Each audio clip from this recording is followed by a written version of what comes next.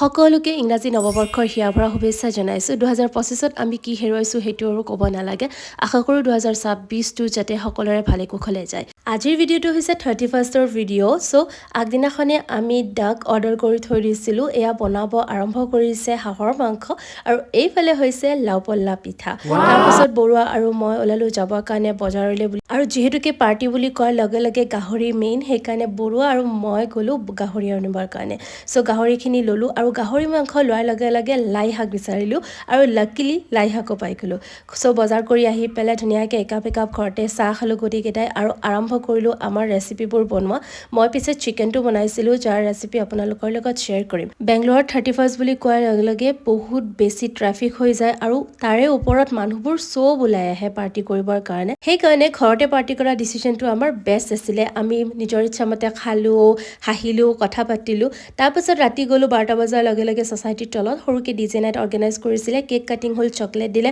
overall সকলোৱে মিলি খুব এনজয় কৰিলোঁ আপোনালোকৰ কেনেকুৱা গ'ল 31টো জনাব আজিলৈ আহিছোঁ বাই বাই